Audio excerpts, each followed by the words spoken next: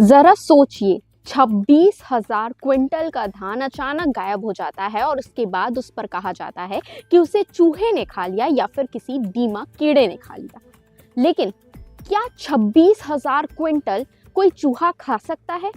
ये सोचने वाली बात है। और ये पूरा मामला है छत्तीसगढ़ के कवर्धा जिले का, जहां चार भाठा और बघर्रा धान खरीदी केंद्र से 26,000 क्विंटल का धान गायब है, यानी कम है। 2024-25 के साल में वहां धान रखा गया था, लेकिन फिर 2026 में जब उसे देखा गया तो 26,000 क्विंटल का धान वहां पर कम पाया गया है। और इस पर वहां के अधिकारी ये कह रहे हैं कि उसे चूहे ने खा लिया, दीमक खा गया या फिर मौसम के कारण वो जो धान है वो बर्बाद हो गया। लेकिन ये सोचने वाली बात है और इसी पर कांग्रेस बड़ा प्रदर्शन कर रहे हैं। वो डीएमओ के ऑफिस के बाहर जाके नारेबाजी कर रहे हैं और यहाँ तक कि ये कह रहे हैं कि बीजेपी वालों ने धान चुराया है, इसमें घोटाले का मामला है और निष्पक्ष जांच होनी चाहिए। इसके अलावा आपको बता दूं, चार भाटा धान खरीदी केंद्र में सीसीटीवी फुटेज के साथ छेड़छाड़ का भी मामला सामने आया है, जिससे वहां के प्रभारी प्रीतेश पांडे को वहां से हटा दिया गया है। वैसे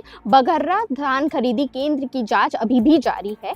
और तो और जो कांग्रेस प्रदर्शन कर रहे हैं वो चूहे का पिंजरा लेकर आए हुए हैं और उसके साथ ही प्रदर्शन करते हुए कह रहे हैं कि निष्पक्ष जांच बेहद आवश्यक है। और इस पूरे मामले पर आप क्या कहना चाहेंगे, कमेंट करके जरूर बताइएगा, क्योंकि 26,000 क्विंटल धान यानी कि 7 करोड़ का धान गायब है।